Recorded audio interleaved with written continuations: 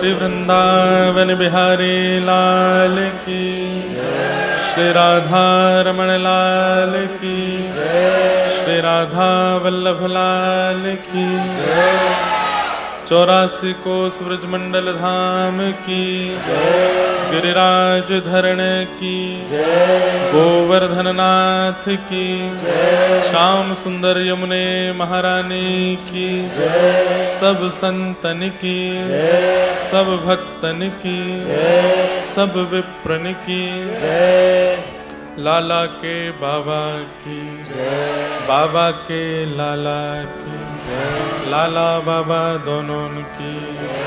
जय जय श्री राधे, जय जय श्री राधे, जय जय श्री नमः पार्वती पतये हर हर महादेव। श्री राधा गिरधर लाल की जय।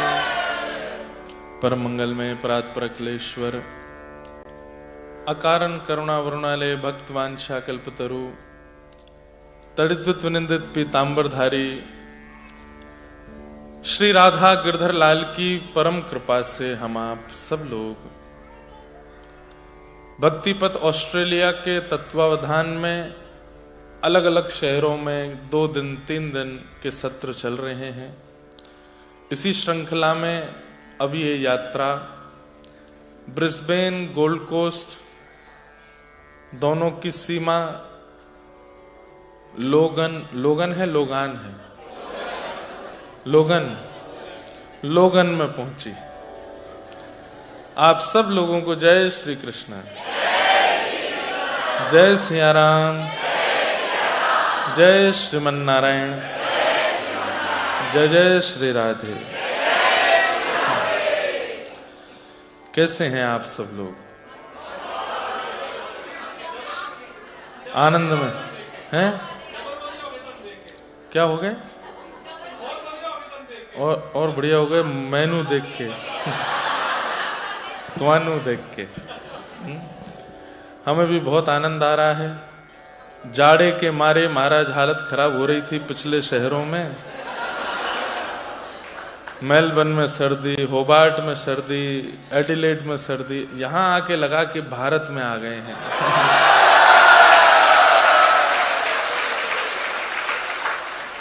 और हाँ? और यहाँ हॉल में तो आप लोगों ने और ही ज्यादा गर्मी कर रखी है। जय हो आपकी। नहीं देखो,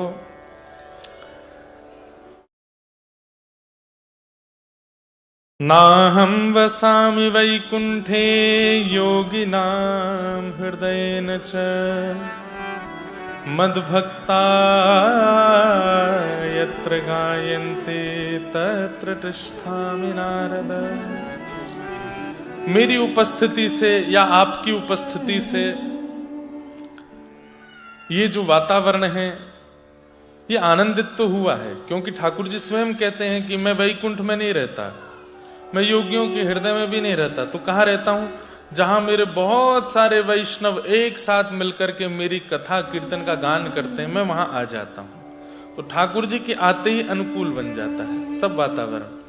आप सब लोग अभी अपना फोन निकाल के सेल्फी मोड में अपना मुंह देखो, इतने बढ़िया लग रहे हो, इतने अच्छे लग रहे हैं। ये सुखी नहीं हो आप, ये आनंद में हो। ये जो आनंद है ना, ये नेत्रों से छलकता है, और यही आनंद श्री कृष्ण है। इसी आनंद की अनुभूति करने के लिए हम कथा सुनते हैं, इसी आनंद की अनुभूति के लिए हम वृंदावन जाते हैं, इसी आनंद की अनुभूति के लिए गुरु आचार्य रसिकों की सन्निधि ग्रहण करते हैं। और वही आनंद आप सबको देने के लिए 7 समुद्र दूर से हम आते हैं। गत वर्ष एक दिन ब्रिस्बेन, एक दिन गोल्ड कोस्ट में सत्र हुआ था, लेकिन इस बार ब्रिस्बेन और गोल्ड कोस्ट दोनों की सीमा पर ही 2 दिन का ये सत्र यहाँ लोगन में हम लोग कर रहे हैं। आज और कल 2 दिन का सत्र है। हम थोड़े से लेट हो गए आने में। और आप सब लोगों को इससे बिल्कुल भी व्यथित होने की आवश्यकता नहीं है, ये तो हमारा स्वभाव है। आप अपने समय का ध्यान रखना, क्योंकि कई बार मैं जल्दी भी आ जाता हूं। पता नहीं क्यों हम तैयार भी हो जाते हैं पहले से, तब भी कोई एक ऐसी भावना चित्त में प्रकट होती है, उसके बाद ही निकलने की इच्छा होती है।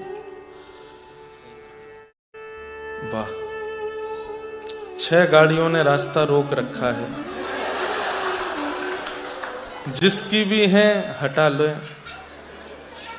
कौन कौन सी हैं भाई? GILL55। ये जिनकी भी गाड़ी है ऐसे उठ के जाना कि किसी को डिस्टर्ब ना हो, ठीक है। दूसरी है 968NK4। तीसरी है 809FW7। 538 G33TO5। 809FW7। ये 6 गाड़ियां हैं, आप जल्दी से हटा लें, नहीं तो ये पुलिस उठा ले जाएगी इनको। बहुत आनंद आ रहा है हमको आप सबके बीच में दोबारा आकर के। थके हुए हैं, एडिलेड में कथा कल पूरी हुई, आज सुबह ही वहां से भागे, निद्रा भी पूरी नहीं कर पाए और यहाँ पहुंचे हैं सबके बीच में। आज और कल 2 दिन आप सबके बीच में खूब हरि नाम संकीर्तन, खूब हरि चर्चा और खूब आनंद करेंगे। हमें तो लग रहा है कि कल तो और ज्यादा भीड़ होगी, फिर कैसे बैठेंगे आप लोग। तो इसलिए अब जो भी भक्ति पथ के हमारे सब व्यवस्था प्रमुख सब कल की व्यवस्था और बढ़िया करें, कहाँ कहाँ बैठा सकते हैं देख लें। फिर उसके बाद सिडनी में कथा है। 2 दिन का मेरे मन में भाव आ रहा था मैं क्या सुनाऊं। तो एक ऐसे भक्त का चरित्र है जो मैंने एक ही बार बोला है अपने पूरे जीवन काल में, अपने पूरी कथा सत्र में। उन भक्त का चरित्र बार बार मेरे मन में आ रहा था कि मैं यहां कहूं, और वे हैं भक्त चंद्रहास। श्री चंद्रहास जी का चरित्र है। अच्छा, आप लोगों ने सुना है क्या जो ताली बजा रहे हो? तो जिन्होंने नहीं सुना उनको मत सुनाना। बहुत अच्छा चरित्र है। समय तो 3 दिन का लगभग चाहिए सुनाने के लिए, लेकिन 2 दिन हैं, हम लोग बिल्कुल भी इसमें देरी नहीं करेंगे। आप लोग बस 1-2 बातों का ध्यान रखना, समय बहुत कम है आज और कल, जितना ज्यादा से ज्यादा हो सके श्रवण कर लो। आप लोगों के लिए बहुत मुश्किल से कथा प्रकट होती है कहीं भी। एडिलेड में कल कथा पूरी करके आए, वहां 3 दिन तक 4 प्रकार के भक्तों के लक्षण पर कथा चली थी। अब नहीं, वहां भी 2 ही दिन का था। 2 ही दिन था ना एडिलेड में? 2 ही दिन था ना? हाँ, तो 2 दिन का करके अब ये 2 दिन चंद्रहास जी का चरित्र हम सुनेंगे। बहुत सुंदर चरित्र है, लेकिन उसके लिए एक बात पहले नक्की करनी पड़ेगी कि जो आज आए हैं वो कल भी आना, क्योंकि जैसे पिक्चर में इंटरवल होता है उसके बाद ही पूरी पिक्चर का सार आता है। तो आज तो हम भूमिका कहेंगे, कल ही मूल कथा आएगी, तो कल भी आना पड़ेगा। दूसरी बात, बीच बीच में उठ उठ करके ना जाएं, और विशेष रूप से आगे वाले तो बिल्कुल भी ना उठें। उठना है या किसी को आना है तो साइड का मार्ग चुने, वहां से ऐसे जाएं कि किसी को पता ना चले। और छोटे छोटे बालक रूपी ये सुंदर गण जो आए हैं यहाँ, जिनके स्वर, जिनके भाव बीच बीच कथा में कभी कभी उठा करेंगे संगीत के साथ में, उससे विचलित मत होइएगा। तो श्री चंद्रहास जी का चरित्र, आज हम लेट हुए, कल नहीं होंगे, कल हम जल्दी आएंगे। इसलिए कथा का समय कितने बजे तक है? कितने बजे तक है? 8:30? 8:30 तो अभी बज जाएंगे। अरे कोई तो बताइए, मनीष जी कहाँ हैं? कितने बजे तक कर सकते हैं? 10 बजे तक कर सकते हैं? चलो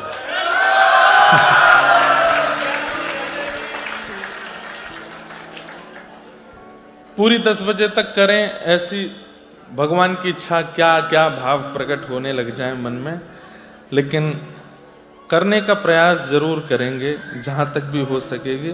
आप सब लोग बहुत ध्यान से सुनिएगा। बोलो वृंदावन बिहारी लाल की। किसी के मन में कोई प्रश्न संशय हो, लिख करके कल दे दीजिएगा स्टेज पर। यहाँ हमसे पहले एक पंडित जी आते हैं, वो सबको देखेंगे, जो उपयुक्त प्रश्न होंगे वो मुझे प्राप्त हो जाएंगे, उनके मैं उत्तर दूंगा। और जिनका सामान्य सा प्रश्न हो, मतलब प्रश्न तो आपकी इच्छा है, पर प्रश्न ऐसा कीजिएगा जो सबके हित का हो, केवल मेरा कल्याण हो जाए ऐसा प्रश्न मत कीजिएगा। तो वो प्रश्न भी आप कर सकते हैं। तो कल मैं उनके उत्तर से कथा का प्रारंभ करूंगा। चंद्रहास जी का चरित्र किसने सुनाया? नहीं, किसने सुनाया? नारद जी ने। थोड़ा ना अब ऐसे बैठना, थोड़ा सुनिए आप। नारद जी ने, बिल्कुल बहुत अलग कथा है, बहुत अद्भुत है। हमारे परम पूजनीय प्रातः स्मरणीय श्री बक्सर वाले मामा जी, उनसे मैंने सुनी थी। हमारी माता जी बचपन में हमको सुनाती थी, लेकिन पिछले साल लुधियाना में कथा थी 2 दिन की, तो वहां मैंने ये चरित्र कहा था। उसके बाद से अवसर ही नहीं मिला, तो आज सोच रहा था क्या कहूं, तो मन में सबसे पहला नाम चंद्रहास जी का आया, तो मैंने कहा यही सुनाते हैं। बहुत ध्यान से सुनिएगा, सब लोग केंद्रित होकर बैठिएगा। नारद जी महाराज के अनेक भक्त हैं। इनके राक्षस भी भक्त हैं, भक्त भी और देवता भी भक्त हैं, इंसान भी भक्त हैं नारद जी के। पर नारद जी से यदि कोई पूछता था आपके कितने भक्त हैं, कितने शिष्य हैं, तो नारद जी 3 शिष्यों का नाम लेते थे। और इन तीनों शिष्यों का चरित्र स्वयं नारद जी ने कहा। कितनी बड़ी विशेष बात है कि गुरु की महिमा शिष्य गाता है, पर शिष्य की महिमा गुरु गा रहे हैं। तो सोच लीजिए कि शिष्य किस स्तर का होगा। तो पहला जिसका नारद जी ने चरित्र गाया, ध्रुव जी। भागवत में कथा आती है ध्रुव भक्त की। दूसरा जिनका चरित्र नारद जी ने गाया, श्री प्रहलाद जी। और तीसरा जिनका चरित्र नारद जी बोल रहे हैं, वो है चंद्रहास। और आपको सुनकर के आनंद होगा, इस कथा को सुन कौन रहा है? अर्जुन और स्वयं द्वारिकाधीश ठाकुर जी बैठ करके सुन रहे हैं। तो कथा ऐसे प्रारंभ होती है कि महाभारत युद्ध से पूर्व और बाद में पांडवों ने यज्ञ किए थे अश्वमेध। महाभारत युद्ध के बाद जब अश्वमेध यज्ञ किया, तो अश्वमेध यज्ञ में एक नियम होता है कि जो राजा अश्वमेध यज्ञ करता है वो घोड़े छोड़ देता है, और घोड़े के आगे पीछे सेना चलती है, और बोर्ड लेके चलते हैं, उस पर लिखा होता है जिस जिस राज्य से ये घोड़ा निकलेगा वो सब राज्य उसके हो जाएंगे जिसने घोड़ा छोड़ा है। अब जैसे किसी के राज्य में घोड़ा प्रवेश कर रहा है और वो राजा कहे नहीं मेरा राज्य किसी का नहीं होगा, तो घोड़े को बंदी बनाओ और सेना से युद्ध करो। युद्ध करके सेना को परास्त कर दिया तो अश्वमेध यज्ञ वहीं विश्राम हो जाता है। लेकिन सेना ने यदि उसको परास्त कर दिया तो वो जो नगर है वो ऑटोमेटिकली राजा का हो जाता है। मतलब एक बात बड़ी सिंपल है, या तो राजी राजी स्वीकार कर लो कि मैं अपना राज्य उस राजा को देता हूं, या फिर युद्ध करो। अश्वमेध यज्ञ में जो घोड़े छोड़े जाते हैं उनका ये नियम होता है। तो युधिष्ठिर जी ने घोड़े छोड़े हैं, पीछे पीछे धनुष बाण लेकर के गांडीव धनुषधारी अर्जुन चल रहा है। जिस जिस राज्य में घोड़े प्रवेश करते हैं, राजा देखते हैं कि भाई पांडवों से युद्ध नहीं कर सकते, तो वो पहले ही अपनी हार स्वीकार कर लेते हैं। लेकिन कोई कोई राजा कहते हैं नहीं हम अपना राज्य नहीं देंगे, तो अर्जुन उनसे युद्ध करके परास्त करके उस राज्य को अपना लेता है। वही घोड़ा पूरी पृथ्वी की परिक्रमा करके जब लौट के वापस आ जाता है तो वही राजा कहलाता है चक्रवर्ती सम्राट पूरी पृथ्वी का, क्योंकि उसके घोड़े को कोई बंदी नहीं कर पाया। सब जगह से घोड़े निकले, राजा स्वीकृति देते गए, कई जगह नहीं भी स्वीकृति दी तो अर्जुन ने लड़ करके स्वीकृति ले ली। बस हस्तिनापुर थोड़ी ही दूर था, घोड़ा पूरी पृथ्वी की परिक्रमा करके लौट के आ ही रहा था तो हस्तिनापुर से थोड़ी ही दूर पूर्व में एक कुंतलपुर नाम का एक क्षेत्र पड़ा। जैसे ही घोड़ों ने उस क्षेत्र में प्रवेश किया तो किसी राजा ने आके घोड़ों को चुराया नहीं, रोका नहीं, घोड़े अपने आप अंतर ध्यान हो गए, गायब हो गए। अर्जुन ने जैसे ही देखा घोड़े कहां गए, अपनी तलवार निकाल करके ललकारने लगा, कौन है, किसने मेरे घोड़ों को अंतर ध्यान किया है, अरे कपटी, अरे छलिया, छुप करके क्या करते हो, सामने आओ, युद्ध करो मेरे साथ। बहुत ललकारा, कोई नहीं आया तो अर्जुन ने अपने गांडीव धनुष को उठा करके एक बाण छोड़ा। वह बाण अंतर ध्यान व्यक्ति को भी खोज करके उसको मार देता है, ऐसा बाण चलाया। और जैसे ही उस बाण का अनुसंधान करके अर्जुन ने बाण छोड़ना चाहा, इतने में ही आकाश से आकाशवाणी हुई और नारद जी प्रकट हो गए। बोले अर्जुन रुक जाओ, अपना धनुष रख दो, बाण रख दो। आप क्या कह रहे हैं नारद जी, हमारे घोड़े बंदी कर लिए जिसने, उसको मारने से मना कर रहे हैं, ढूंढने से मना कर रहे हैं। तब नारद जी प्रसन्न होकर बोले ये शत्रुता करने वाला राजा नहीं है, ये तो तुम्हारा मित्र बनने योग्य राजा है जिसने ये काम किया है। ये कोई और नहीं है, कुंतलपुर नरेश चंद्रहास। बोले चंद्रहास? बोले हाँ, ये मेरा शिष्य है और ये तुम्हारा मित्र बनने योग्य है। तो अर्जुन बोले ऐसी क्या खास बात है उसमें जो मैं उसको अपना मित्र बनाऊं? तो नारद जी कहते हैं कि जैसे तुम कृष्ण भक्त हो ऐसे वह भी कृष्ण भक्त है। वो ठाकुर जी से प्रेम करता है, ठाकुर जी का बहुत बड़ा प्रेमी है, कृष्ण प्रेमी है, कृष्ण भक्त है। ये बात सुनते ही अर्जुन ने अपने गांडीव धनुष को छोड़ दिया और कहा कि अब मुझे उनसे लड़ना नहीं, अब मुझे मिलना है। बंधुओं, हमारे अष्ट सखा कहते हैं कि ठाकुर जी आपसे प्रेम करते हैं, इसका प्रमाण क्या है? आप ठाकुर जी से प्रेम करते हो इसके प्रमाण तो बहुत दे देते हो। आप माथे पर तिलक लगा लोगे, नाम जप करने लग जाओगे, वृंदावन वृंदावन गाने लग जाओगे, हर महीने ऑस्ट्रेलिया से वृंदावन जाने, इससे ये प्रमाण हो जाएगा कि आप ठाकुर जी से प्रेम करते हो। कोई भी भारत से कथा वक्ता आते हैं, संत जन आते हैं, वैष्णव जन आते हैं, तो आप इतनी संख्या में पहुंच जाते हो, छुट्टी ले लेते हो, लीव डाल देते हो, इससे प्रमाणित हो जाता है कि आप ठाकुर जी से प्रेम करते हो। लेकिन ठाकुर जी आपसे प्रेम करते हैं, इसका क्या प्रमाण है? तो हमारे अष्ट सखा कहते हैं जाको मन रसिकन की सेवा, जाको मन रसिकन, सब लोग गा सकते हो, ताको मन संतन की सेवा, ताको मन संतन की सेवा, संत चरण रज सदा लुभाने, संत चरण रज सदा लुभाने, गिरधर जब अपनों कर जाने, गिरधर जब अपनों कर जाने, गिरधर जब अपनों कर जाने, गिरधर जब अपनों कर जाने। जैसे कोई व्यक्ति पहाड़ देख लेता है तो उसके रोंगटे खड़े हो जाते हैं, चिल्लाने लगता है, हो कितना सुंदर कितना सुंदर। कोई समुद्र देख लेता है तो नाचने लगता है, कोई बर्फ देख लेता है, बर्फबारी हो जाए तो खुश हो जाता है, किसी एक्टर को देख लेता है तो खुश हो जाता है, कोई राजनेता को देख लेता है तो खुश हो जाता है।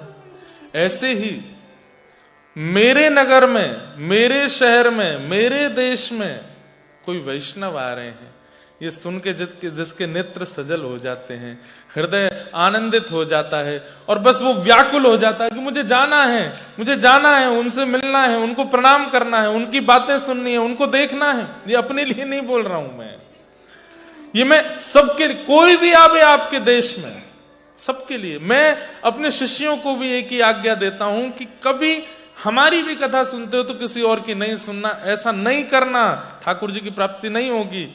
सब वैष्णवों के प्रति समभाव रखो, प्रेम भाव रखो। ठाकुर जी कहते हैं मैं जिससे प्रेम करता हूं उसका लक्षण क्या है कि उसको मेरे दूसरे भक्तों से बहुत प्रेम होता है। जैसे लोभी व्यक्ति को पता चल जाए कि इस नगर में कोई बहुत बड़ा धनवान रहता है तो वो उसके पीछे ही पड़ा रहता है। कामी व्यक्ति को पता चल जाए कि कोई बहुत सुंदर रहता है तो वो उसके पीछे पड़ा रहता है।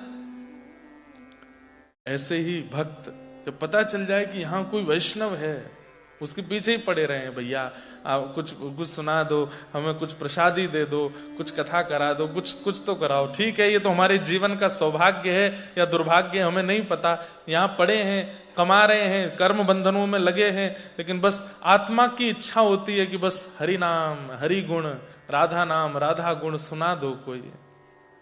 उसके लिए व्याकुलता चित्त में रहती हो, बेचैनी रहती हो, जैसे प्यासे को पानी की होती है, ऐसे कोई वैष्णवों से मिलने के लिए बेचैन रहता हो। ठाकुर जी कहते हैं मैं उससे प्रेम करता हूं, वो मेरा प्रेमी है। गिरधर जब अपनों कर जाने, ठाकुर जी अपना कर लेते हैं, कब जानो? बोले ताको मन भगतन की सेवा, मेरी सेवा एक बार को छोड़ देगा पर मेरे भक्तों की खूब रज रज के सेवा करेगा।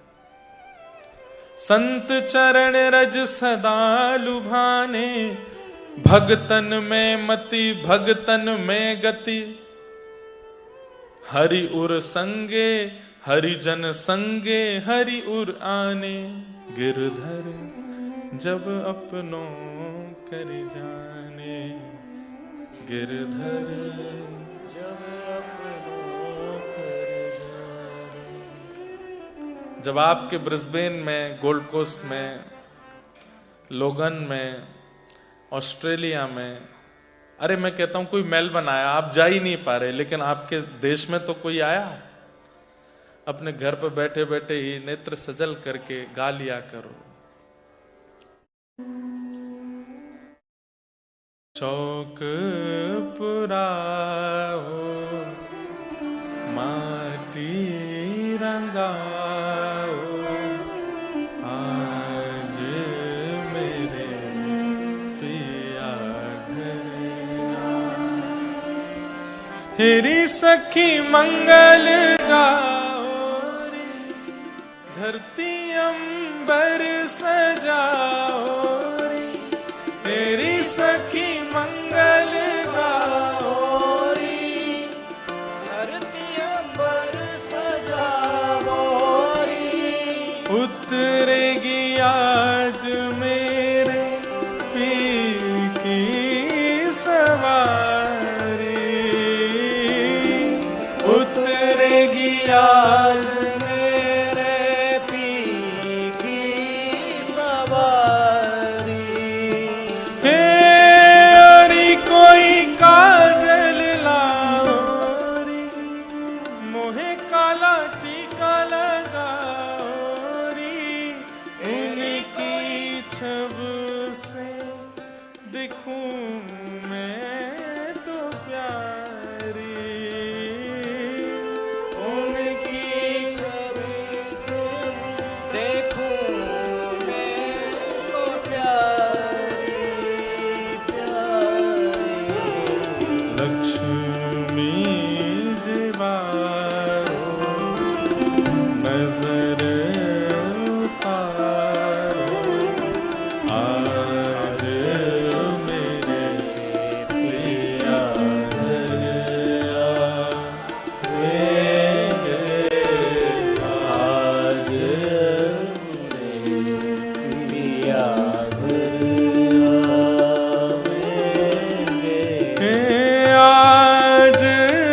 मेरे पिया घर आवेंगे, आज मेरे पिया घर आवेंगे, आज मेरे घर आवेंगे।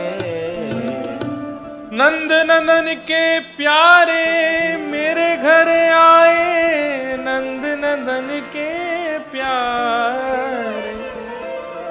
आज मेरे घर नंद नंदन के प्यारे आए हैं, व्रजवासी आए हैं, वैष्णव आए हैं, संत जन आए हैं, रसिक जन आए हैं, कथा सुनाने वाले ऐसे रसिक जन आए हैं। इन बातों को सोच करके जो बहुत प्रसन्न हो जाए और बिल्कुल अष्ट सात्विक भाव उसके चित्त में प्रकट होने लग जाए, ठाकुर जी कहते हैं मैं उससे बहुत प्रेम करता हूं, मैं उसके लिए, मैं उसकी नजर मैं उतारता हूं जो मेरे रसिकों से प्रेम करे।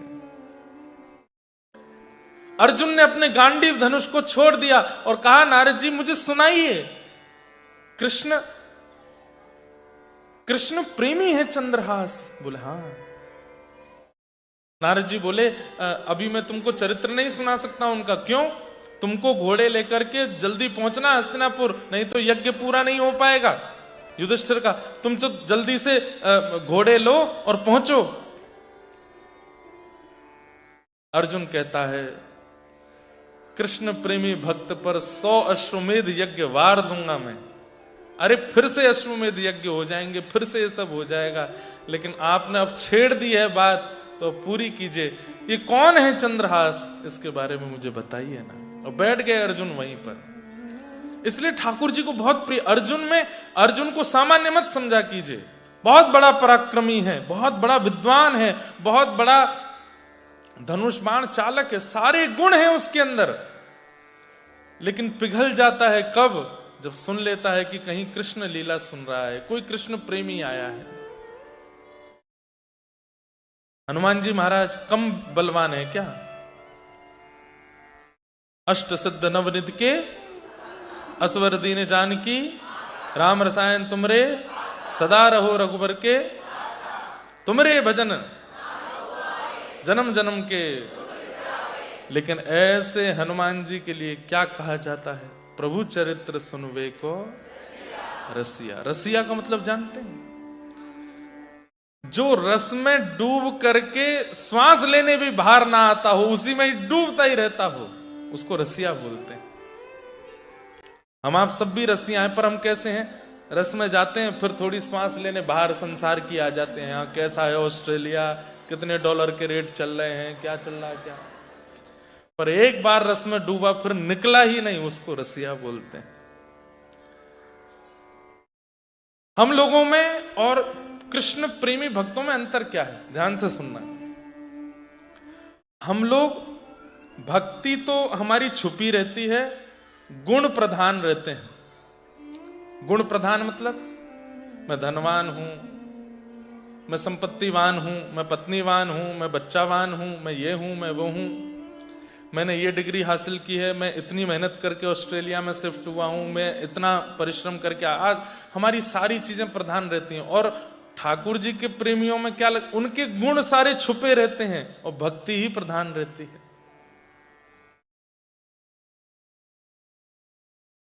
ये क्या है? हैं? गाड़ी की नंबर प्लेट?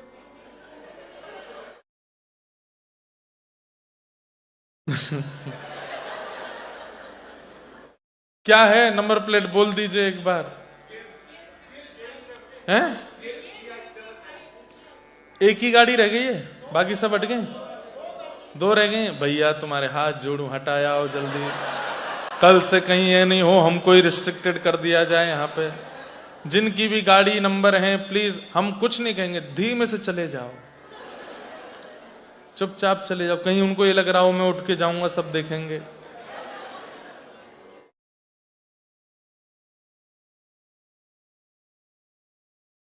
क्या बता रहा था मैं? रसिया। जैसे ठाकुर जी को भी होरी के रसिया। होरी के रसिया मतलब सदा रंग में ही बैठो रे, सदा रंग लगावे में ही राजी रे, सदा खेलवे को तैयार रे, सदा एक दूसरे को पकड़ पकड़ करके और आनंद करवे को तैयार रे। वाकू के होरी को रसिया। अर्जुन कहने लगे नारद जी मुझे अब और कुछ नहीं सुनना है, अब अश्वमेध यज्ञ होता रहेगा, आप तो मुझे इस परम भक्त चंद्रहास का चरित्र सुना।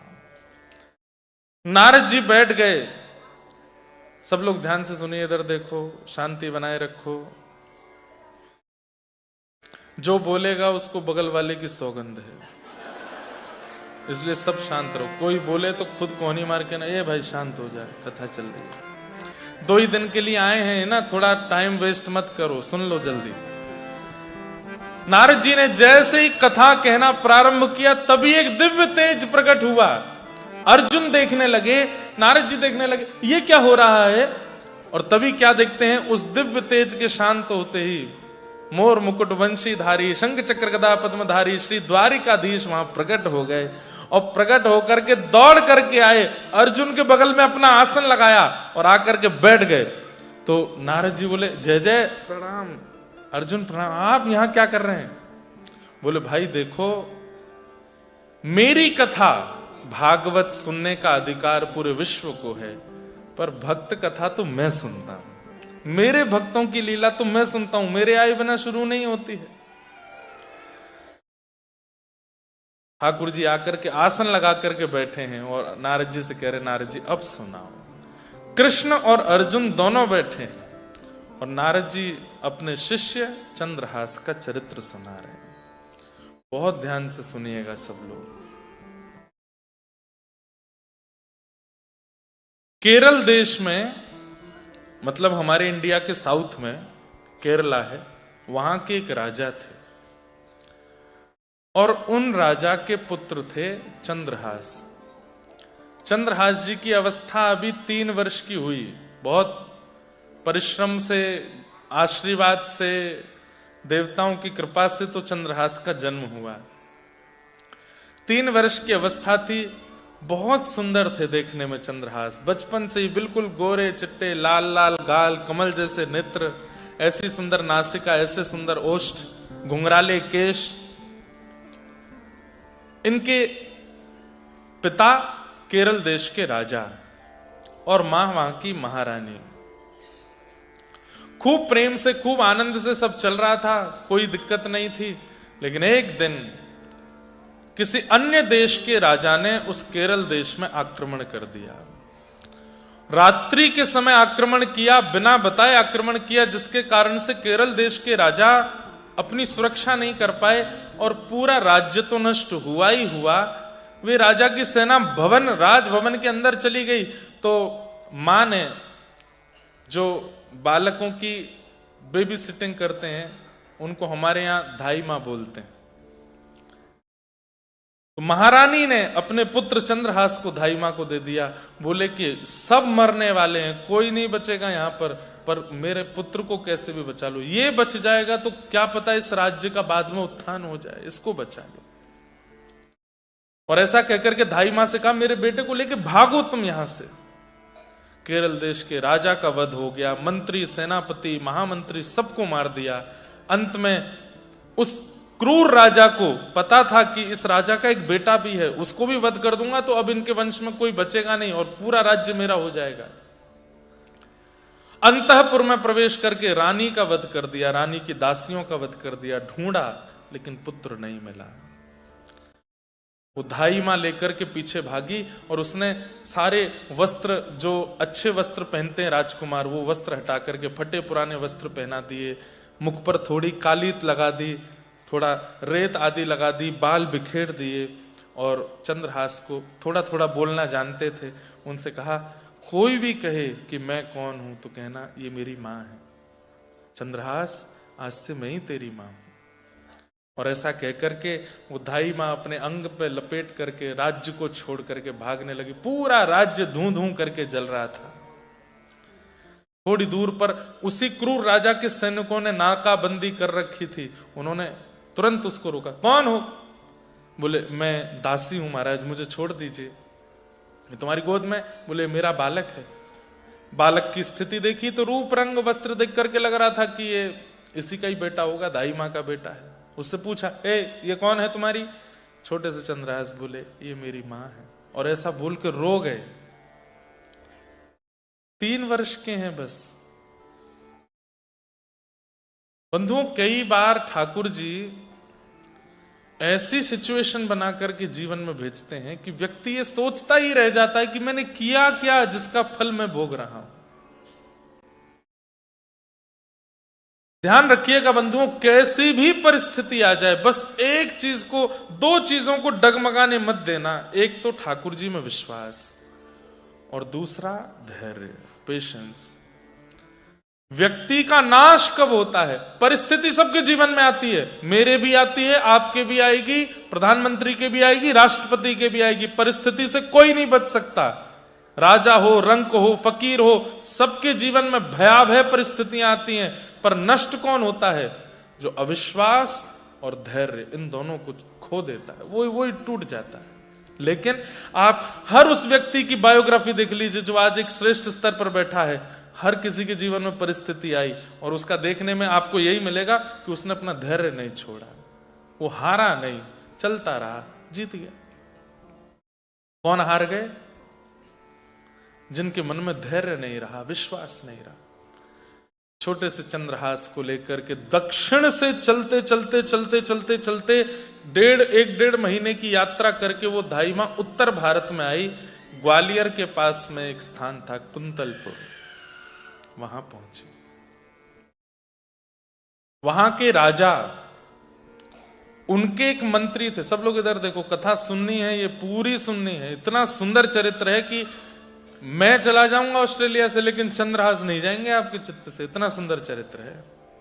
और ठाकुर जी कैसी लीला, कैसी कृपा इन पर करेंगे, सुन के आनंद हो जाएगा।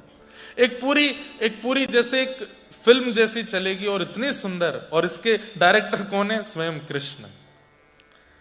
तो चंद्रहास की ये लीला पूरी सुनो। और कम से कम 9-10 महीने बाद मेरे चित्त में आई है, इसलिए मैं सुना रहा हूं। कुंतलपुर के राजा, उनके मंत्री थे, उनका नाम था दृष्ट बुद्धि। क्या नाम था? दृष्ट बुद्धि। कुंतलपुर के राजा नहीं थे, मंत्री थे। राजा बहुत ज्यादा ऐशो आराम में रहते थे, सारा कार्यभार और देखभार सब मंत्री ही करते थे। दृष्ट बुद्धि। ये धाई मां पहुंची और जाकर के दृष्ट बुद्धि के आगे रोने लगी, मैं सब करना जानती हूं, भोजन बनाना, कपड़े धोना, साफ सफाई सब मुझे आता है, आप मुझे दासी रख लीजिए अपने यहां। दृष्ट बुद्धि ने कहा ठीक है, तुम हमारी दासी बन जाओ। ये कौन है? बोले ये मेरा पुत्र है। सोचिए, 1.5 महीना पहले जो सोने के सिंहासन पर लेटता था, चारों तरफ से लोग बाग जिसको गोदी से नीचे नहीं उतरने देते थे, राजपुत्र राजपुत्र राजपुत्र कहकर के बुलाते थे। जिस गली से वो निकल जाते थे वहां कोई व्यक्ति बैठा नहीं रहता, सब खड़े होकर सिर झुका के प्रणाम करते थे। 1.5 महीने में कैसा भाग्य बदला, आज वो दासी पुत्र कहला रहा है। किसी को बता भी नहीं सकते कि किनका पुत्र। क्यों? कहीं किसी क्रूर राजा से उनका संपर्क हुआ और बता दिया, क्योंकि वो क्रूर राजा तो ढूंढ रहा है कि कहां है वो राजकुमार। ये मेरा पुत्र है। अच्छा, दासी पुत्र है? बोले हाँ, ठीक है। अब वो धाई माँ वहीं पोंछा करती है, बर्तन करती है, काम करती है, फिर जो मिलता है, बच्चा कुचा जो मिलता है वो खाती है। पहले पुत्र को खिलाती है, फिर स्वयं खाती है। इस प्रकार से चंद्रहास जी कुंतलपुर में रहने लगे।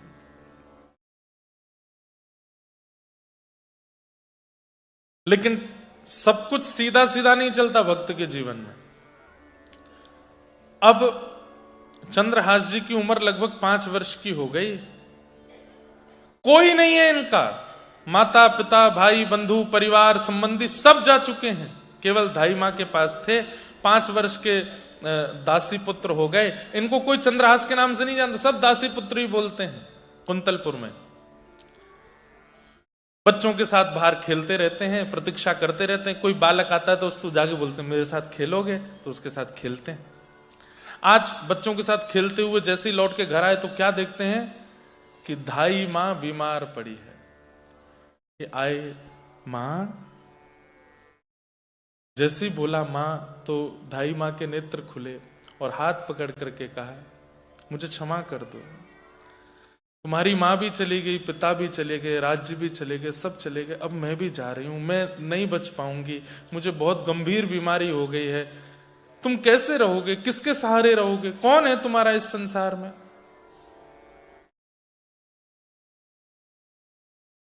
चंद्रहास जी रोने लगे, माँ ऐसे मत करो, मैं कहां जाऊंगा, मुझे कौन खिलाएगा, मैं कैसे जीवित रहूंगा, आप चली जाओगी तो। तब धाई माँ ने हाथ पकड़ के कहा कि आज के बाद कोई भी कहे तुम्हारे पिता कौन, तो कहना कृष्ण।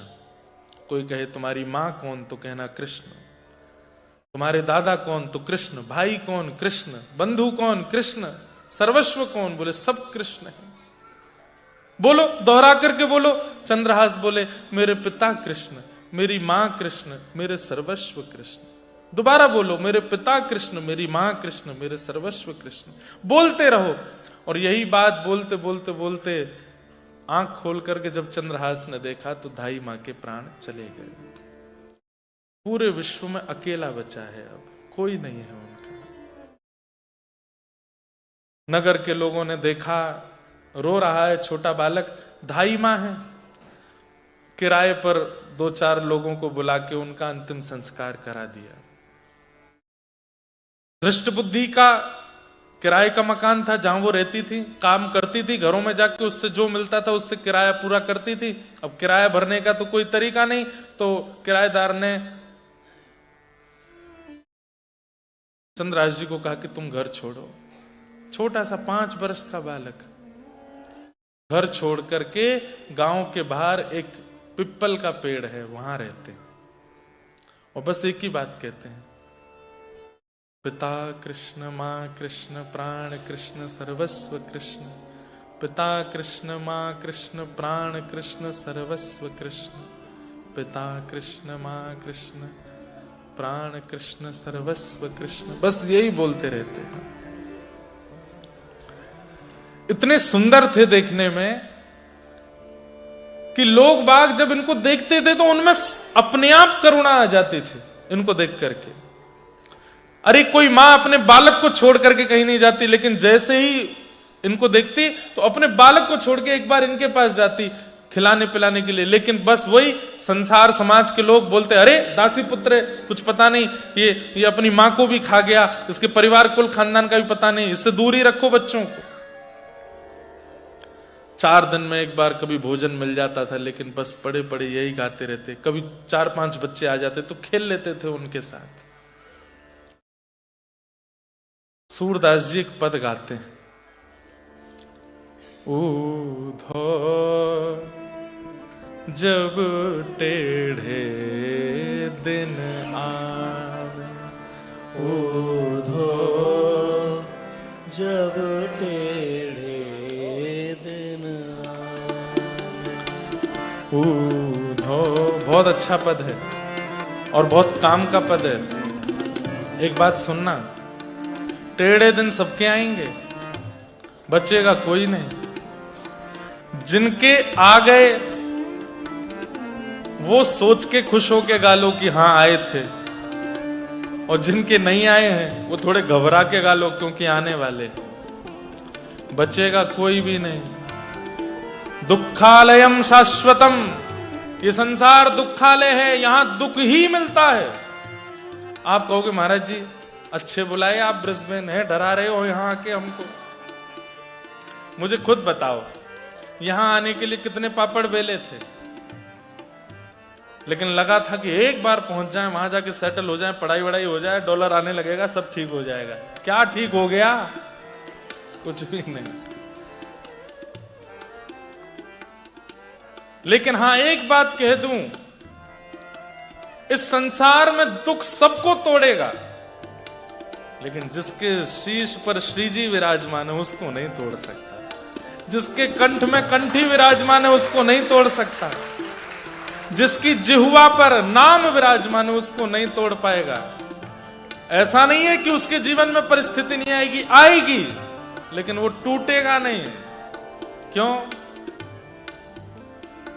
हमारे माई श्यामाजू को राज, हमारे माई श्यामाजू को राज, हे हमारे माई श्यामाजू को राज, हमारे माई श्यामाजू को राज, हमारे ऊपर किशोरी जी विराजमान है, जीव पर किशोरी जी विराजमान है, हृदय में किशोरी जी विराजमान है। परिस्थिति तो आएगी, तोड़ेगी भी, लेकिन टूटोगे नहीं, रोगे नहीं, विचलित नहीं होगे। लेकिन टेढ़े दिन सबके आएंगे। सूरदास जी गा रहे, ऊधो जब टेढ़े दिन आवे, ऊधो जब टेढ़े दिन आवे, ऊधो जब टेढ़े दिन आवे, ऊधो जब टेढ़े दिन आवे, जब टेढ़े दिन आवे, जब टेढ़े दिन आवे, ओ जब टेढ़े दिन आवे,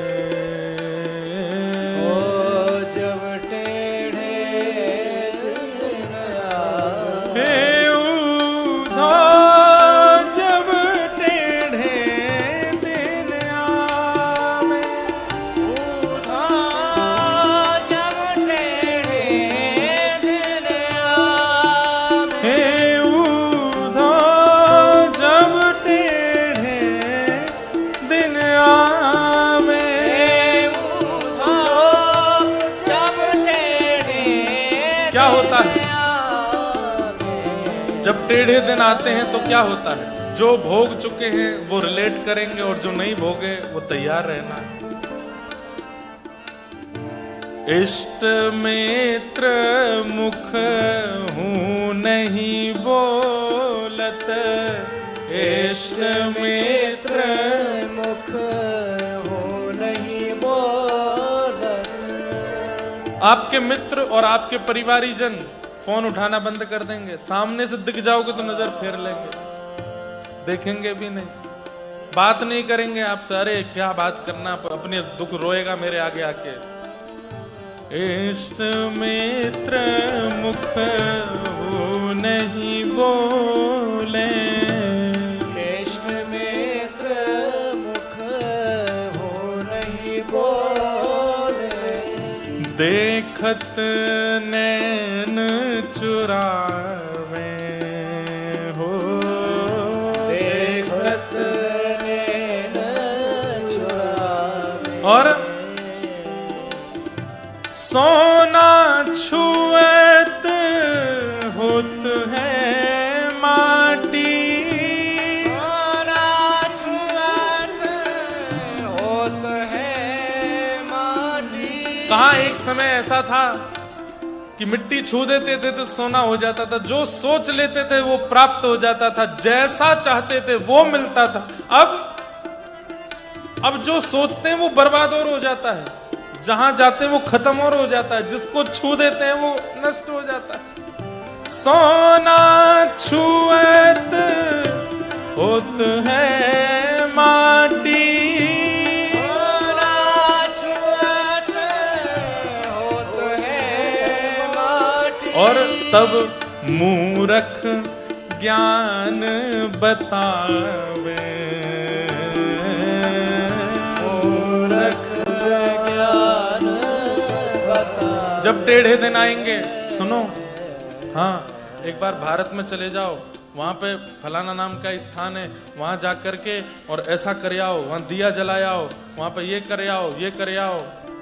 अच्छा ऑस्ट्रेलिया में ही कुछ बता दो, बोले अच्छा चौराहे पे जा करके वो धर आओ दीपक, उसमें ये कर आना, पापड़ में वो मिलाया आना, पीछे मुड़ के नहीं देखना। पीपल पे काला धागा बांध के घूमो, यहाँ पे ये वाला नग पहनो, इसमें ये वाला, इसमें ये वाला, इसमें ये वाला, इसमें ये वाला। 5 ही उंगली है क्या, पहनने तो 6 पड़ेंगे, इसमें भी पहनो। एक काम करो, एक गंडा यहाँ बांध लो, गले में पहन के घूमो, एक कमर पे भी कुछ बांध लो।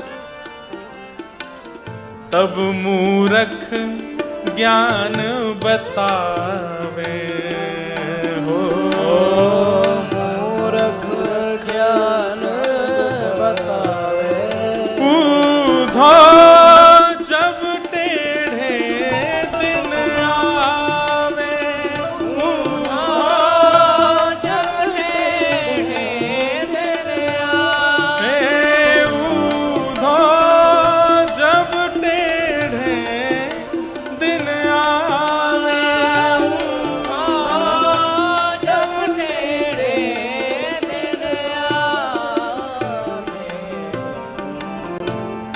असल बात क्या है? अपनो अपनो भाग्य सखीरी, अपनो अपनो भाग्य सखीरी। हे काको दोष लगावे, ओ काको दोष लगावे। अरे मेरा तो 1 मिलियन का फायदा होने ही वाला था, ये रमेश आ गया। चंद्रवदन सी सुभग राधिका, चंद्रवदन सी सुभग राधिका। वाको योग सिखावे, उसको सिखाने के लिए उद्धव को भेजा है। ये सब हमारे टेढ़े दिन हैं। अपनो अपनो भाग्य सखीरी, काको दोष लगा।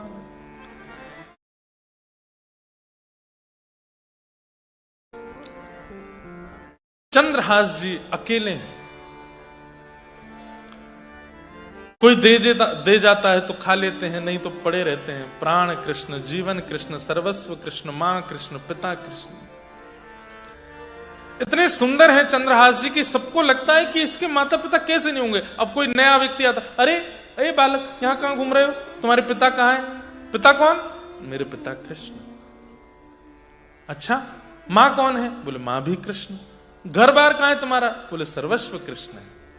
ऐसी बात बोलते तो गृहस्थी लोग तो छोड़ के चले जाते, पर कभी संत महात्मा साधु आ जाते, जब ये बात सुनते तो फिर उनको अपने झोले में से कुछ निकाल के खिला देते, थोड़ी देर अपने पास बैठा लेते, वस्त्र पहना देते, कभी अपने कमंडल से जल पिला देते, उनको करताल दे देते, बजा के कीर्तन कराते। चंद्रहास जी का ऐसा स्वरूप। जब कोई नहीं मिलता था तो प्राण कृष्ण, जीवन कृष्ण, मां कृष्ण, पिता कृष्ण ऐसा कहकर के बोलते थे। एक दिन आकाश मार्ग से श्री नारद जी महाराज जा रहे थे और तभी नारद जी ने देखा कि एक पीपल वृक्ष के नीचे छोटा सा बालक पिता कृष्ण, मां कृष्ण, जीवन कृष्ण ऐसा बोल रहा है। एक बात याद रखिएगा बंधुओं, हमारे गुरु ने हमको तिलक दिया, हमारे गुरु ने हमको मंत्र दिया, हमारे गुरु ने हमको विधि दी। अब गुरु जी तो देके चले गए, शिष्यगण क्या करते हैं, कुछ दिन उस नियम का पालन करने के बाद फिर भूल जाते हैं, फिर नहीं करते, मंत्र भी नहीं करते, तिलक भी धारण नहीं करते, नियमों का पालन भी नहीं करते। इन सब का अपराध गुरु जी को लगता है। हमको तो कभी कभी छींक आती है तो मुझे लगता है आज कोई वैष्णव बालक ने तिलक नहीं लगाया होगा। कभी कभी सिर दर्द होता है, मैंने कहा अरे भाई कौन क्या खा रहा है। लेकिन आप सब एक बात याद रखना, हर वैष्णव के घर में वैष्णवी दीक्षा होने के बाद, चतुर्वैष्णव संप्रदाय में दीक्षित होने के बाद, गुरु मंत्र प्राप्त होने के बाद, हर घर के घर की स्थिति को नारद जी देखने जरूर जाते हैं। ये नियम कर रहा है कि नहीं, सेवा कर रहा है कि नहीं, भाव से है कि नहीं, कुभाव तो नहीं है, अविश्वास तो नहीं है। और जब नारद जी देख लेते हैं नित्य नियम से रहता है, नित्य भाव से रहता है, सब कुछ बहुत बढ़िया है, सेवा भी बहुत बढ़िया चल रही है, अपना काम भी संभाल लेता है, सेवा भी संभाल लेता है, भोग प्रसादी भी 1 नंबर चल रही है, तब नारद जी ही ठाकुर जी की तरफ जाकर के उसकी फाइल लगाते हैं, इससे मिलो, बहुत अच्छा है, आपका नाम गाता है, खूब सेवा करता है, नित्य तिलक धारण करता है, नित्य इतने कठिन ऑस्ट्रेलिया देश में रहने के बाद भी आपका नाम नहीं छोड़ता है, ऐसे सुंदर सुंदर पकवान बनाता है। नारद का मतलब कौन? जिनकी बात को भगवान भी रद्द ना कर सके, वो है नारद। नारद जी ही आपकी फाइल पहुंचाते हैं, फिर ठाकुर जी मन बना के आप पर कृपा करने आते हैं। चाहे भक्तिमती मीराबाई हो, सूरदास हो, कुंभनदास हो, सबके वार्ता नारद जी ने ही ठाकुर जी से जाके कही है। इसलिए वैष्णव होने के बाद में डरा कीजिए, कोऑर्डिनेटर राउंड पर घूमते रहते हैं।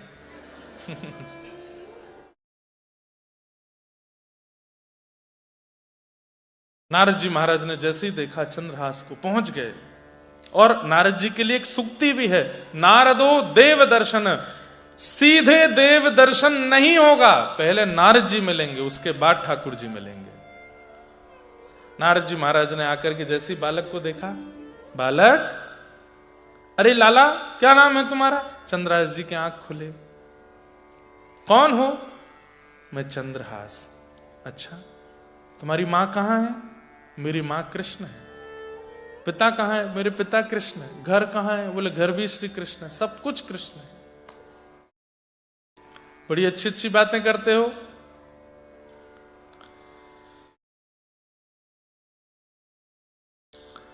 नारद जी महाराज प्रसन्न हो गए और चंद्रहास के पास बैठ करके उनके सारे लक्षणों को देख करके मन बना लिया नारद जी ने कि ये तो ठाकुर जी का परम अधिकारी है। बालक, जिन कृष्ण का तुम नाम ले रहे हो, मिलना चाहते हो उनसे? बोले हाँ, मैं मिलना चाहता हूं। इधर आओ। उसके लिए थोड़ा प्रयास करना पड़ेगा। क्या? मैं मंत्र दूंगा, उस मंत्र का गान करना पड़ेगा और मैं सेवा दूंगा, ठाकुर जी की सेवा करनी पड़ेगी। और श्री नारद जी ने चंद्रहास जी को अपने समीप बुला के उनके कान में गुरु मंत्र दीक्षा दे दी। नारद जी ने चंद्रहास जी को गोपाल मंत्र दिया और गोपाल मंत्र देने के बाद में बोले अब तुम्हें सेवा भी करनी पड़ेगी ठाकुर जी की। तो सेवा क्या करें? बोले तुम जिन कंचों से खिलते हो उन कंचों को लेके आओ। कंचा जानते हैं? कंचों को लेकर के आए तो उन्हीं कंचों में छोटे से शालिग्राम भगवान थे, जिनको ये पहचानी, उनसे रोज खिलते थे। नारद जी ने कहा ये कंचा नहीं है, ये शालिग्राम जी, इनको दो। बोले शालिग्राम ये भगवान है? बोले हाँ। ये कैसे भगवान है? पत्थर जैसे गोल मटोल भगवान। तब कथा सुनाई। बोले कि एक कन्या थी, उसने भगवान की तपस्या करके प्रार्थना की कि मैं आपको यशोदा देवकी की तरह गोद में खिलाना चाहती हूं। तो भगवान ने उसको वरदान दिया, ठीक है, कालांतर में आप गंडकी नदी बनोगी और आपकी गोद में मैं शालिग्राम बन करके आऊंगा। अभी हम कुछ महीने पहले कथा करके आए मुक्तिनाथ, वहीं गंडकी जी के भीतर से शालिग्राम जी प्रकट होते हैं। पूरी कथा सुनाई और बोले इस प्रकार ये शालिग्राम है। अब लाला जो मैंने मंत्र दिया उसका पाठ करना और नित्य इनकी सेवा करना, कृष्ण तुमको मिलेंगे, मेरा आशीर्वाद है। चंद्रहास जी बोले मेरे पास घर तो है नहीं, छत तो है नहीं, ठाकुर जी को कहां विराजमान करूंगा, क्या भोग लगाऊंगा, कैसे करूंगा, सब कैसे होगा? नारद जी बोले बहुत सरल सेवा है शालिग्राम जी की। बोले क्या? दिखा के खा लो, धो के पी लो। शालिग्राम जी की सेवा कैसी है? दिखा के खा लो, कुछ भी बनाओ ठाकुर जी को दिखाओ, उसके बाद उसको पालो। और धो के पी लो मतलब उनका अभिषेक करके जो उनका चरणामृत है उसका पान कर लो। बस इतनी सेवा है, इससे ज्यादा कुछ। और हो सके चंदन घिस के एक टीका लगा दो, बस तुलसी पधरा दो, इससे अधिक सेवा नहीं। पर हाँ, करने वाले यज्ञोपवीत धारण करने वाले होने चाहिए, शिखा होनी चाहिए, गायत्री करने वाले हों। बाकी सेवा में और ज्यादा विधान नहीं, करने वाला योग्य होना चाहिए बस। बोले मैं इनको कैसे करूंगा, क्या करूंगा? मेरे पास घर तो है नहीं, कुछ भी व्यवस्था नहीं है, मैं कैसे करूंगा इनकी सेवा? नारद जी बोले मेरा काम तुमको मंत्र देना और सेवा देना था, अब करोगे कैसे ये तुम जानो। आपने क्या कहा? दिखा के खा लूं और धो के पी लूं। बोले हाँ। सोई चंद्रहास ने छोटे से शालिग्राम जी मुंह में रख लिए और अपने साइड वाले गाल में रख करके बोले अब हो जाएगा, जो भी पीऊंगा धुल करके पेट में जाएगा, जो भी खाऊंगा दिख करके पेट में जाएगा। नारद जी महाराज सिर पकड़ के बोले हे भगवान, कैसा शालिग्राम जी खा गया? लेकिन नारद जी को इतना प्रेम उमड़ा चंद्रहास पर, इतनी दया आ गई, अधिकार दे दिया। बोले ठीक है, लेकिन रोज रोज नहीं, जब कहीं जाओ लगे कि पीछे से कोई ले ना जाए तो रख लिया करो। तो चंद्रहास जी अपने मुंह में शालिग्राम जी रखते थे। कई बार ना बहुत भोले लोग जो होते हैं, बहुत सीधे भक्त जो होते हैं, बहुत भोंदू जो होते हैं, उनके लिए बहुत नियम नहीं बनाते ठाकुर जी। ये नियम तो मेरे और आप जैसे चतुर शिरोमणियों के लिए होते हैं, जो भयंकर चतुर हैं, धन कमाने में पीछे नहीं, कुछ खाने में पीछे नहीं, किसी के साथ छल कपट करने में पीछे नहीं। उनके लिए सारे नियम बनाते हैं ठाकुर जी। सुबह 4 बजे सेवा करोगे तो ही तुमको फल मिलेगा, पवित्र रहोगे तो ही तुमको फल मिलेगा, ऐसे करोगे तो ही लेकिन जो बहुत सीधे होते हैं, सरल होते हैं, बिल्कुल भोंदू होते हैं, जिनको छल कपट आता ही नहीं है, झूठ बोलते ही नहीं है, ऐसे लोगों की ना सामान्य सी सेवा में भी ठाकुर जी कहते कोई नियम नहीं है तुम्हारे। कर्माबाई के लिए बोल दे तू बिना नहाए धोए ही खिचड़ी बना, मैं आऊंगा खाने। और हमारे लिए पहले चूल्हा का पूजन करो, पात्र का पूजन करो, सामग्रियों का पूजन करो, सब में प्रणाम करो, फिर उसके बाद में उसको गोपाल मंत्र से अभिमंत्रित करो, उसमें तुलसी पधराओ, पधरा करके ठाकुर त्वदीयम वस्तु गोविंद तुभ्यमेव समर्पयेत् ग्रहण मुखो प्रसिद्ध परमेश्वर। उसके बाद भी ठाकुर जी केवल दर्शन करते हैं, पाते नहीं है, दृष्टि भोग लगाते हैं। कर्मा भाई उसके यहां जाके ठाकुर जी हाथ पसार के कहते जल्दी कर्मा, जल्दी दे मां। महाप्रभु जगन्नाथ आज भी कर्मा की खिचड़ी प्रसिद्ध है वहां पर। तो ये बात हेंस प्रूव्ड हो गई है कि बहुत सीधे जो होते हैं सर, जैसे छोटे बच्चे हैं जो यहां घूम रहे हैं, ऐसा स्वभाव जिस 25 वर्ष से 30 वर्ष 40 वर्ष 50 वर्ष की व्यक्ति का ऐसा स्वभाव मतलब ऐसे नहीं लॉलीपॉप लेते घूमा और इधर गिरे उधर गिरे, इस पर रो जाए बिखर जाए। स्वभाव मतलब वो सीधे कितने होते हैं। छोटा बच्चा जोर से गिर जाता है, बहुत जोर से लग जाती, लाल पड़ जाता है मुंह, तभी माँ क्या कहती है झुंझुना लेके देख देख देख, अरे देखो कुछ नहीं हुआ, पिट्टी हो गई, हाँ इसने मारा, जमीन ने मारा, ले पीट दिया। वो बालक खुश हो जाता है, मारा इसने, अपना दर्द भूल जाता है, झुंझुना पे दर्द भूल जाता है, टॉफी पे दर्द भूल जाता है। झूठ बोल दो कल मेला में लेके जाएंगे तो सो जाता है। अच्छा आपको चॉकलेट खानी है, बोला हाँ जल्दी से दवाई खा लो फिर देंगे। दवाई खा लेता है बेचारा, फिर चॉकलेट के लिए रोता रहता है, मां देती नहीं। झूठ बोल दो, मतलब उसका स्वभाव कैसा है, सहजता में प्रसन्न होना, सब पर विश्वास कर लेना, अपनी बुद्धि विवेक से ज्यादा चतुराई ना रखना, सब में गुण देखना, सब अच्छे हैं संसार में, कोई बुरा नहीं है। जब बालक छोटा होता है तो कभी किसी दीनहीन को देखता है तो कह देता है माँ ये ऐसे क्यों है, इसको कुछ खाने को दे दो, इसको कुछ पीने को दो। वही बालक जब 22-23 का हो जाता है किसी पे दया नहीं आती उसको। फिर मतलब जिनके स्वभाव में बालवत प्रीति है उनके लिए कोई नियम नहीं है संसार में, वो कुछ भी कर सकते हैं। पर मेरे आप जैसे चतुर जब हो जाते हैं तो ठाकुर जी फिर नियमों में ही हमको देखते हैं। नियम करेगा तो मैं मिलूंगा, नहीं तो नहीं मिलूंगा। चंद्रहास जी मुंह में रखते हैं शालिग्राम जी को। अब कंचों का ही एक सुंदर सिंहासन बना लिया, उस पर ठाकुर जी को रखते हैं। कभी वहीं घरों में चले जाते हैं, बोले मुझे 2 रोटी दे दीजिए, मैं अपने लिए नहीं मांग रहा हूं, अपने ठाकुर जी के लिए मांग रहा हूं। तो घर की माताएं बोलती कहां है तेरे ठाकुर जी, लेके जाते छोटे से शालिग्राम भगवान। बोले कुछ दिन तक पहले तक तो इनसे खेलता था, अभी तेरे भगवान हो गए। बोले मेरे को नहीं पता था, गुरुदेव ने मेरे नेत्र खोल दिए। आप रोटी दे दो, मैं भोग लगा के आपको ही दे जाऊंगा, मैं नहीं पाऊंगा। रोटी दे देते तो ठाकुर जी का भोग लगा के वापस उनके घर में करने जाते, बोले आपका भोग लग गया, आप लोग पा लेना। वो दया करके कहते अरे अब तू ले जा, 2 रोटी तो हैं, तू खा लेना। ऐसे चंद्रहास जी जीते हैं। बच्चे कभी आ जाते हैं तो खेलते हैं, कीर्तन खेलते हैं, कीर्तन करते हैं।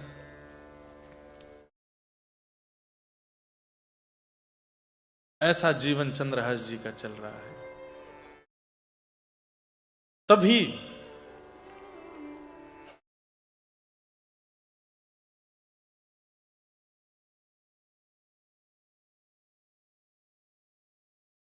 गालव ऋषि का उस क्षेत्र में आना हुआ, जिनकी नाम से ग्वालियर नाम पड़ा है एक शहर का। गालव ऋषि का स्वरूप ऐसा था, वो किसी का भी रूप देख के भविष्य बता देते थे, किसी को भी छू करके उसके पूर्व के जन्म आगे के जन्म सब कुछ बता देते थे। धृष्ट बुद्धि मंत्री को जब पता चला कि गालव ऋषि आए हैं तो दौड़ा दौड़ा गया और गालव ऋषि को अपने राज्य में पूरा राज सम्मानित करके हुए उनको लेकर के आए, अपने घर में लाए, चरण धोए, माला पहनाई, प्रणाम किया, पूजन किया। बंधुओं देखो, स्वार्थ से जो आचार्यों को घर बुलाता है ना, कल्याण उसका नहीं होता। इनके घर में मेरे चरण पड़ जाएंगे तो मेरे काम बढ़िया चलने लगेंगे, ये मेरे घर में चरण फेर जाएंगे तो मेरा सब ठीक हो जाएगा। बुरा नहीं मानना, मुझको भी कई लोग ले जाते हैं, दुकान में ले जाएंगे, हमारी कुर्सी पे बैठ जाओ एक बार। मैंने बैठने से होगा क्या, बैठ तो जाओ आप एक बार। हमारे घर के कोने कोने में चरण फेरे आओ। एक जगह तो हद ही हो गई, बाथरूम में भी ले गए, बोले यहां पे बन जाओ। मैंने कहा इधर क्या करना है। इसलिए मैं घर में जाना बंद कर दिया। विदेश आते हैं तो यहां तो चले जाते हैं, भारत में मैं कम जाता हूं। फिर वो स्वार्थ दिखता है ना कि भाई ये तो ये सोचते हैं कि कुछ है इनके पैरों में, कुछ है इनके पास, ये बैठ जाएंगे कर जाएंगे, हमारी कमाई होती चले। ऐसा नहीं।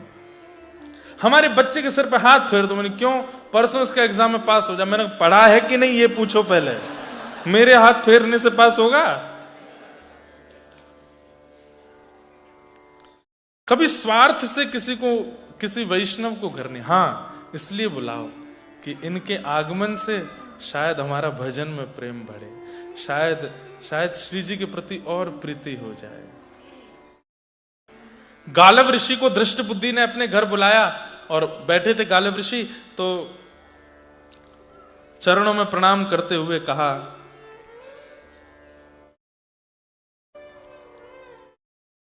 महाराज मेरे परिवार पर थोड़ी दृष्टि डाल के बताइए ना, सब ठीक है कि नहीं। गालव ऋषि बोला हाँ सब बढ़िया है। बोले आप सब छोड़िए, मुझे, उनकी एक पुत्री थी, उसका नाम था विषया। क्या नाम था?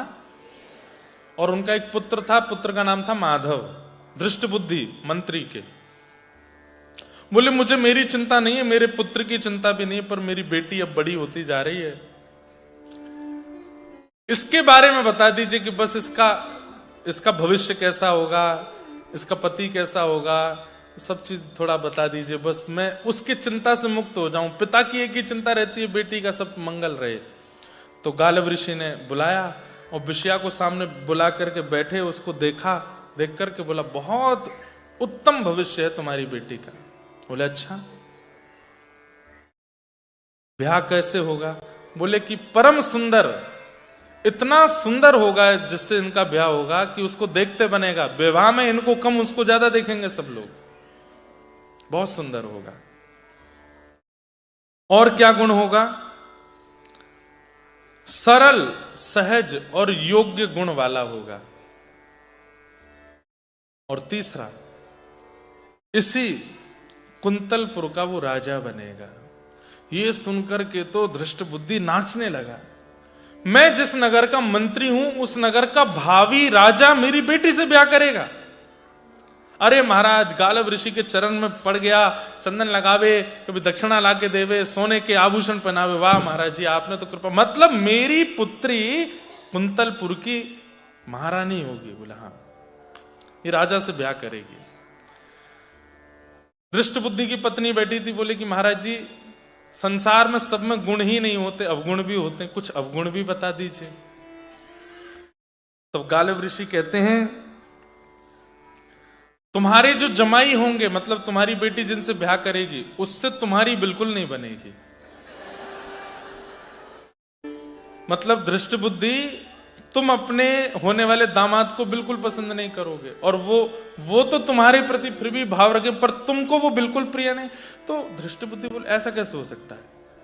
मैं कुंतलपुर का मंत्री हूं, मैं जिस राजा के सदैव अधीन रहता हूं, उस राज पदवी पर अगर मेरे दामाद बैठे तो मैं उनसे बैर कैसे कर सकता हूं? बोले तुम्हारे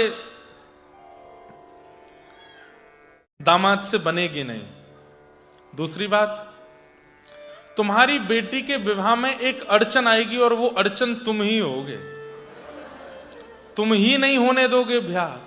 पूरे प्रयास करोगे, एड़ी से चोटी तक जितनी ताकत लगा सकोगे अपनी बेटी के ब्याह को रोकने की, सब करोगे तुम। अब परिवार के सब लोग धृष्ट बुद्धि को देखें। धृष्ट बुद्धि बोले मुझे तो समझ ही नहीं आ रहा है, ये आप कैसी बात कर रहे हैं? गुण और अवगुण का मेल ही नहीं हो रहा है। आपने जो गुण बताए वो अवगुणों से मिल नहीं रहे हैं।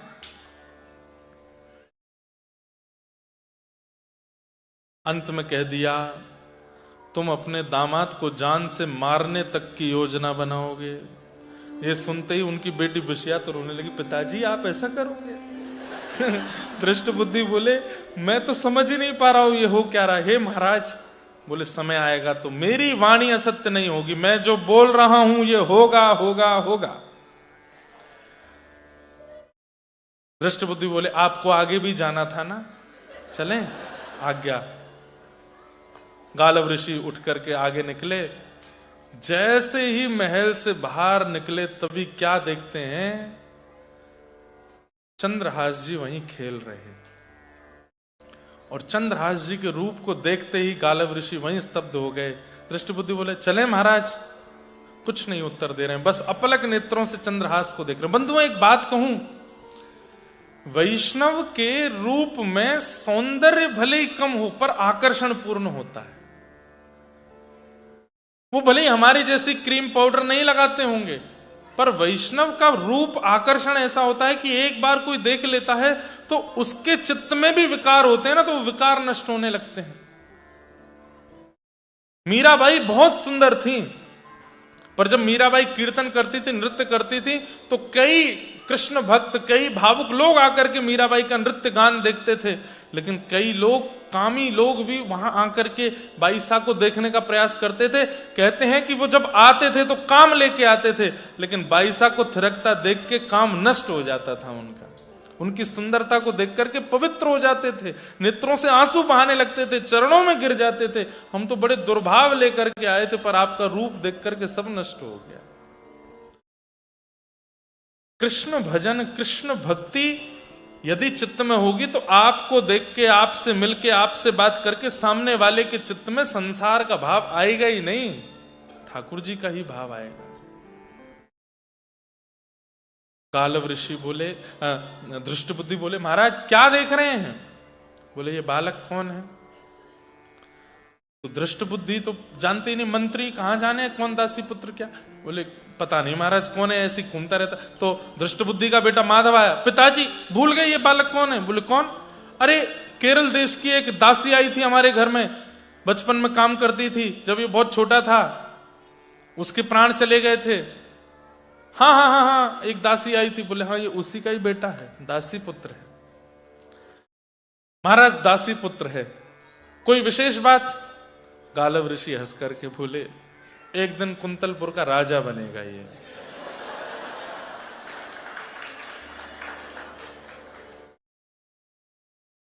दृष्टबुद्धि बोले ये राजा बनेगा कुंतलपुर का? बोले हाँ।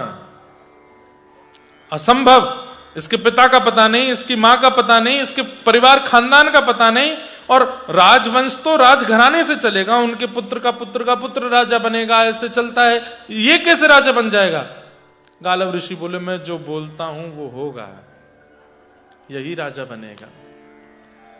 दृष्टबुद्धि बोले पहले मुझे विश्वास था कि इनकी वाणी सत्य होती होगी, लेकिन अब ये जो भी बोल रहे हैं मेरे को लग रहा है कि इनकी वाणी से सारी शक्ति जा चुकी है। बुलाया चंद्रहास को, इधर आओ। चंद्रहास दौड़ करके गए। गालव ऋषि ने जैसे ही देखा, हाथ फिर के नेत्रों से आंसू आने लगे गालव ऋषि के।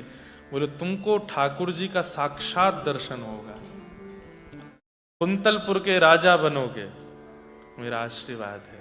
और हृदय से लगा करके छोड़ दिया पुनः वापस। गालव ऋषि बोले महाराज जी आप कहीं भी कुछ भी बोल देते हैं, जरा भी विचार नहीं करते। गालव ऋषि ने टेढ़ी दृष्टि से देख करके बोला तुम्हारी बेटी के होने वाले पति भी वही है। और ऐसा कहकर के गालव ऋषि वहां से चले गए। दृष्टबुद्धि बोला ये क्या बोल के गए हैं? बेटी विषया ने भी ये बात सुन ली थी, अब तो विषया चंद्रहास को ही देख रही है, सुंदर तो वो थे ही। और कन्या वर्यते रूपम, शास्त्र की आज्ञा है कि कन्या, ये बात बहुत गलत फैलाती जाती है सब जगह कि कन्या धन से प्रेम करती है, कन्या घर से प्रेम करती है, कन्या प्रॉपर्टी देख लेती है। ये सब बातें असत्य हैं। कन्या वर्यते रूपम, कन्या को रूप ही चाहिए अपने होने वाले पति में। कोई अगर रूपवान नहीं है तो वो बुरा नहीं मानना, या पत्नी से पूछ मत लेना कि मैं अच्छा लगता नहीं तुमको। पर ये बात सत्य है कि कन्या वर्यते रूपम। ठीक है वो बात की किसी कारण से सब योग देख के, कई बार जरूरी नहीं रूप देखे, स्वभाव भी देखती है कन्या, पर रूप पहली प्रायोरिटी होता है। और चंद्रहास सुंदर तो थे। चंद्रहास जी का चरित्र एक भक्त चरित्र भी है और एक स्वच्छंद प्रेम कथा भी है। अब तो विषया घर के भीतर गई, ऊपर चढ़ के खिड़की में से चंद्रहास जी खेल रहे हैं, उन्हीं को देख रही है, और नीचे खड़ा दृष्ट बुद्धि चंद्रहास को देख रहा है। असंभव, हो ही नहीं सकता, इसमें पहनने के कपड़े नहीं, ये कुंतलपुर का राजा बनेगा, ये इसके नीचे मैं मंत्री बनूंगा, और ये मेरी बेटी विषया परम सुंदरी, उसका ब्याह होगा इससे, हो ही नहीं सकता। विषया दौड़ करके आई, पिताजी क्या कह रहे हैं? बोले बेटी महाराज जी की बातों को ज्यादा हृदय से मत लगाना, ऐसे ही बोलते हैं, संत जनों का कुछ होता तो है नहीं है, ऐसे ही बोल के निकल जाते हैं कहीं से भी, तेरा बहुत योग्य घर में ब्याह करूंगा। बोले वो तो कह के गए इसी से होगा। बोले इससे तो बिल्कुल नहीं होगा। बोले कि उनकी बात सत्य हो रही है कि आप ही अड़चन बनोगे बीच में आप ही नहीं होने दोगे मेरा ब्याह, तू भीतर चल, भीतर जा, मैं देखूंगा ना एक श्रेष्ठ कुल राजा तेरे से ब्याह होगा। ऐसा नहीं हो सकता, इससे ब्याह नहीं होने दूंगा।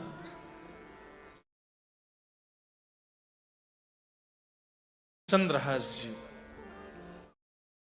अपने ठाकुर जी की सेवा करते हैं और खूब प्रेम से बस भजन करते हैं, पूरे नगर के लोगों को संकीर्तन कराते हैं, खूब आनंद में नाचते हैं, गाते हैं। उनके उस संकीर्तन को सुन करके, उनके उस रूप को देख के, उनके उस भाव को देख करके सब आनंदित हो जाते हैं, सब नृत्य करने लगते हैं। चंद्रहास जी का ये भाव,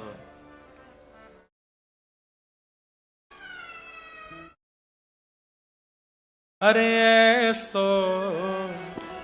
हाँ ऐसो, सब जगह जाकर के चंद्रहास जी मानो यही गाते हैं, अरे ऐसो चटक मटक सो ठाकुर, तीनों लोकन हूं मैं ना, ऐसो चटक मटक सो ठाकुर, तीनों लोकन हूं मैं ना, लोकन हूं मैं नाय, तीनों लोकन हूं मैं। लेकिन ठाकुर जी की लीला ऐसी अद्भुत होगी कि चंद्रहास राजा भी बनेंगे, विषया से शादी भी होगी और सब होगा। अब तो धृष्ट बुद्धि के चित्त में आ गई बात कि अब मुझे कैसे भी इसको मरवाना है, कहीं गालिब ऋषि की बात सत्य हो गई तो। अब धृष्ट बुद्धि ये नहीं सोच रहे कि गालिब ऋषि ये भी तो कह के गए थे कि मैं ही बीच में अड़चन बनूंगा। धृष्ट बुद्धि ने अपने कुछ सैनिकों को बुलाया और सैनिकों को बुला करके कहा, हमारे नगर में वो पेड़ के नीचे एक बालक रहता है। बोले हाँ हाँ चंद्रहास। बोले हाँ बहुत सुंदर है। बोले हाँ सुंदरता मत देखो उसकी, क्या करना है? बोले उसको कैसे भी ले जा करके वन में जाके उसको मार दो, उसके प्राणों का हरण कर लो। पर जाको राखे साइया, मार सके ना कोई, बाल ना बाका कर सके जो जग बैरी हो।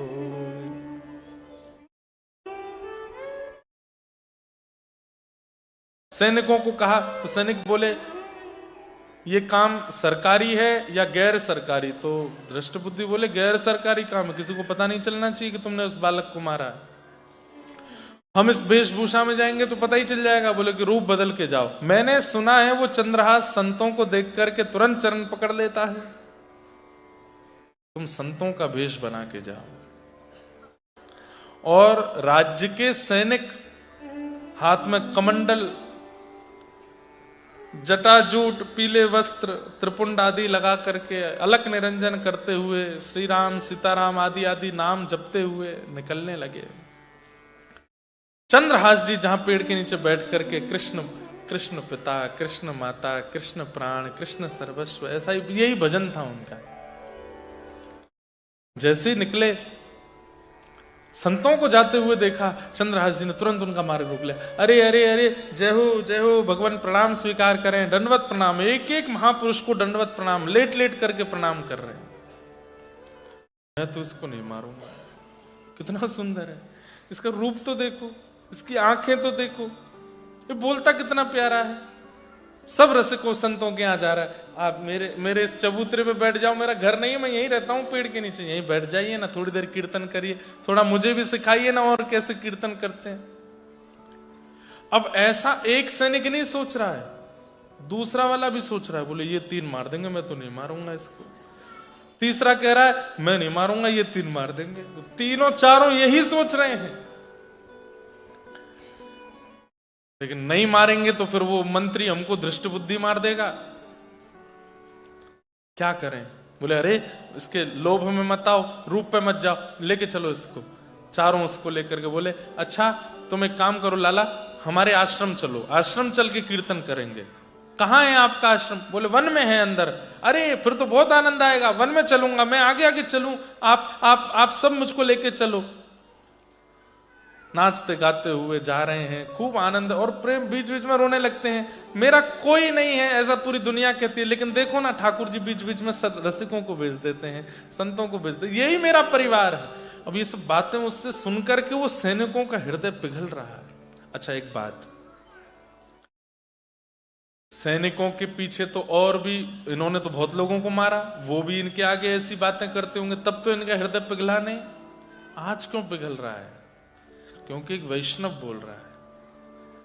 हमारे पूज्य नाना जी से मैंने एक बार एक प्रश्न किया था कि हिरण्यकश्यप ने अनेक सैनिक भेजे प्रहलाद जी को मारने, और सुनने में आता है वे सारे सैनिक जाते और वहीं कीर्तन करने लग जाते, लेकिन जब हिरण्यकश्यप स्वयं गया उस पर कीर्तन का प्रभाव नहीं हुआ।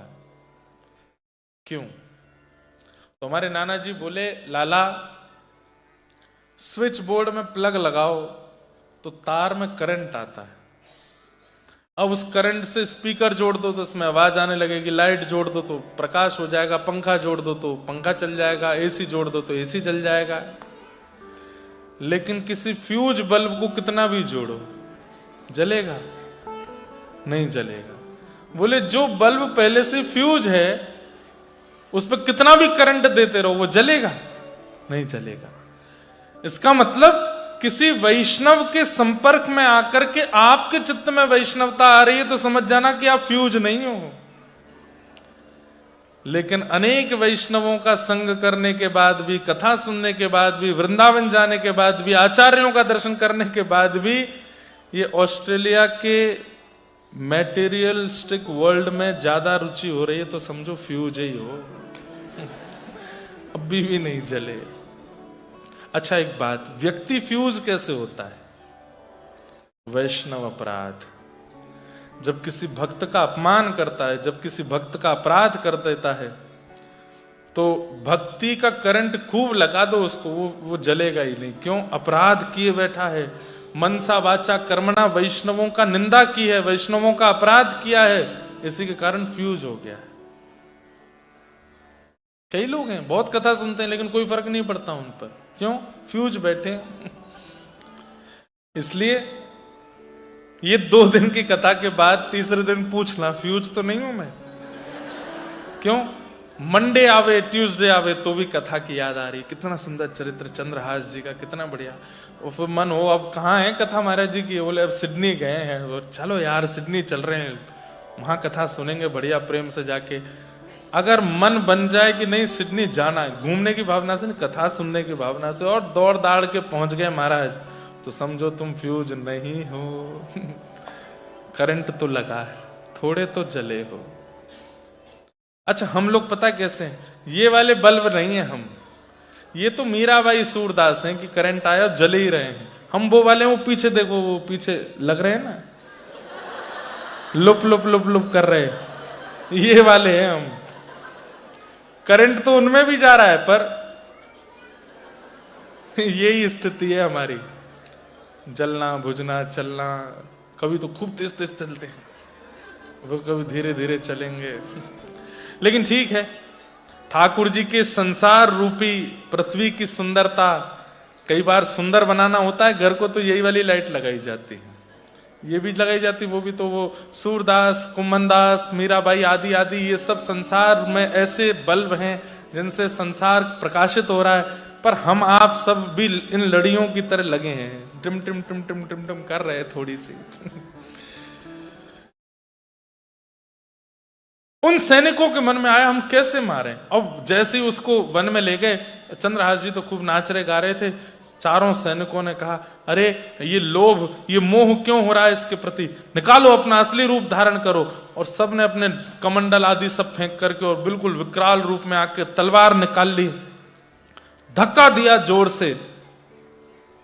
चंद्रहास जी गिरे, उठ करके पीछे देखा, घबरा गए।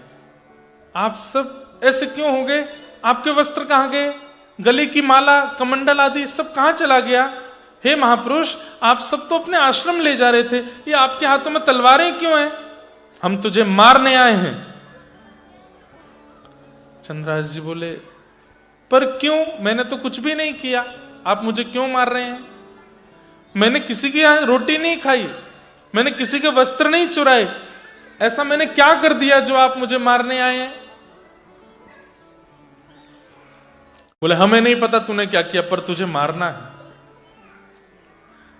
चंद्रहास जी बोले, अब तो मैं बच भी नहीं पाऊंगा, कोई भी नहीं है, मेरे तो परिवार भी नहीं है, मेरे तो केवल कृष्ण है, प्राण कृष्ण है, जीवन कृष्ण है, पिता कृष्ण, मां कृष्ण है, कम से कम इतना कर दीजिए। बोले, क्या, मेरे माता पिता जो कृष्ण है, एक बार मैं उनको देख लूं, एक बार मुझे उनका दर्शन हो जाए, उसके बाद मैं खुद आ जाऊंगा आपके पास, आप मुझे मार देना। एक हमारे भारतीय संगीत में कभी कभी एक पंक्ति गाई जाती है, कागा सब तन खाइयो, मेरो चुन चुन खाइयो मांस, पर दो नैना